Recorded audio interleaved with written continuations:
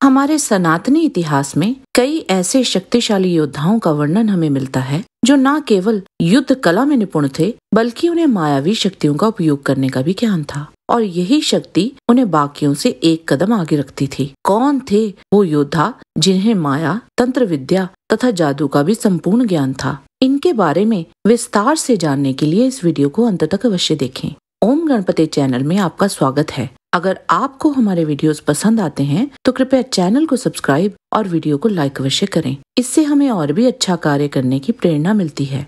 Number 5, Ghatotkacha. वह भीम और हिडिंबा का पुत्र था। माता के राक्षसी होने के कारण उसकी प्रवृत्ति भी राक्षसी थी। अपनी माता के ही यहाँ उसने कई मायावी तथा भ्रम उत्पन्न करने वाली शक्तियों का ज्ञान अर्जित किया था। जैसे कि वह अपने आकार को बढ़ाने या घटाने में सक्षम था, वह अदृश्य हो सकता था और वह उड़ने में भी सक्षम था। उस काल में भी उसकी जादुई शक्तियों का मुकाबला करने वाले कम ही लोग थे। कुरुक्षेत्र युद्ध में उसने पांडवों की ओर से युद्ध लड़ा था और अपनी जादुई शक्तियों का आह्वान कर कौरवों को भारी क्षति पहुंचाई थी। जब घटोत्कच किसी के भी काबू में नहीं आ रहा था तो उस समय कर्ण को अपना शक्तिशाली अस्त्र वासवी शक्ति चलाकर घटोत्कच का वध करना पड़ा था।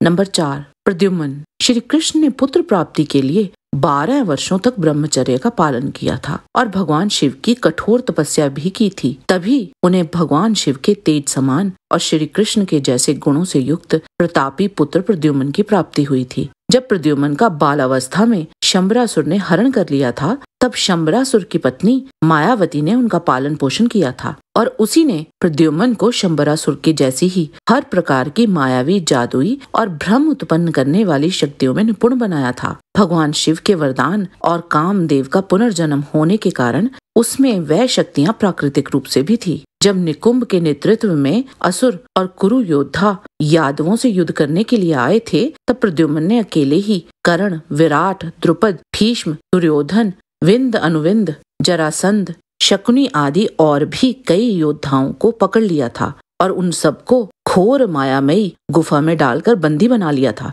फिर प्रद्युम्न ने भगवान शंकर के दिए हुए पाशों से राजा भगदत्त, शिशुपाल, रुक्मी तथा शेष अन्य नरेशों को भी बांधा और उन सबको भी मायामयी गुफा में ले गए थे। शाल्व, जो मायावी प्रयोगों में चतुर था और एक जादुई विमान रूपी नगर में निवास करता था, उसकी माया को भी भंग कर प्रद्युम्न ने उसे पराजित कर दिया था।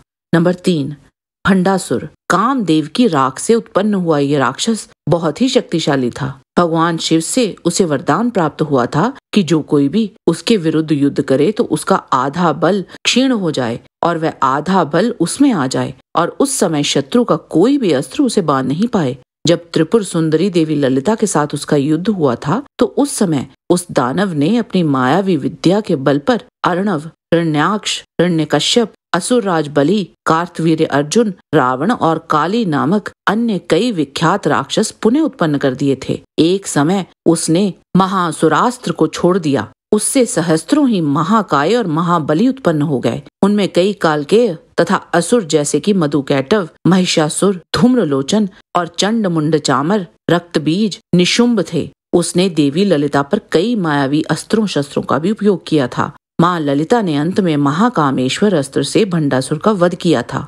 नंबर 2, मेघनाद। रावण के सभी पुत्रों में मेघनाद ही सबसे शक्तिशाली था। वह पराक्रमी तो था ही, इसके साथ ही वह कई प्रकार की मायावी शक्तियों का भी स्वामी था। इन तामसी और मायावी शक्तियों का उपयोग कर वह अदृश्य सा होकर अपने तामसी रथ पर सवार हो आकाश में उड़ जाया करता था और तब वह अपने शत्रुओं पर प्रहार करता था। मेघनाद ने ये तामसी शक्ति शुक्राचार्य की सहायता से भगवान शिव से प्राप्त की थी। इस शक्ति को प्राप्त करने के लिए मेघनाद को 7 कठिन यज्ञ करने पड़े थे। वह माया उसके आस पास ऐसा अंधकार उत्पन्न करती थी जिसमें इंद्रजीत अदृश्य सा हो जाता था और उस समय उससे कोई भी असुर और देवता भी युद्ध नहीं कर पाता था। उसके अस्त्रों को भी अचूकता तथा अजेयता का वरदान था जो उसे और भी शक्तिशाली बनाते थे। ब्रह्मा जी से उसे ये वरदान प्राप्त हुआ था कि अगर वो युद्ध से पूर्व देवी निकुंभिला का यज्ञ सफलता पूर्वक कर लेता है तो फिर उसे कोई परास्त नहीं कर सकता। यह वरदान उसे एक प्रकार से अजेय बना देता था।